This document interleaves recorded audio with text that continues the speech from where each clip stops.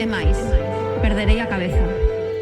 Camiñarei sen rumbo polos bordos dos pratos esportelados. Camiñarei polo muro pequeno da horta, comido polo verdello. Falarei soa, máis do que xa falo, e pode que deixe de me vestir ou me vista en exceso.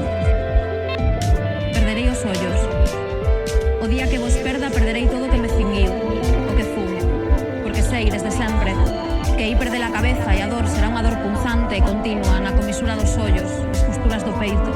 Entón, xa así, reventado.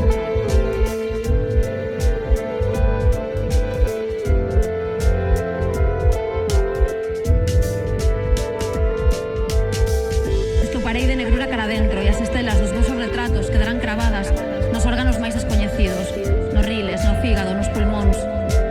Só sei unha cousa. Perderei a cabeza o día que non esteades comigo. Serei viúva de viuvez imposible, mais non orfa, porque as orfas xa non visten loito e eu vestirei loito por vos e vestirei loito por min. Deixarei que as tellas caian sobre as caixas do peixe frío, que caian limóns enormes de todas as árbores. Perderei a cabeza. E máis, pecharei a casa como unha fantasma, poñerei todo o ouro e dormirei con el porque aínda terá a vosa calor.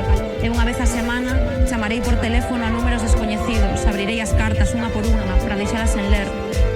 Non diferenciarei as fotografías dos espellos. E o meu camelio murchará. E o cheiro da verdura murchará. E a roupa limpa murchará. Comida pola enfermidade que non ten nome, perderei a cabeza ata volverme invisible. E deixarei no abandono os meus apelidos, o nome co que me construístes. Mentres todos os meus libros arden, porque eses libros non souberon prepararme para a dor, nin souberon da demencia, nin me chamaron polo meu nome. A cama sen facer nos sucesivos cuartos das sucesivas noites e o pelo agromando desesperado polos recantos do patio. Perderei a fala, sustentada sobre vos e todas as referencias e as estruturas.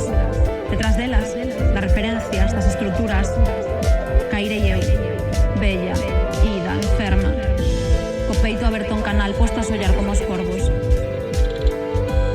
Non terei cabeza cando non vos teña vos. Non terei nome nin casa.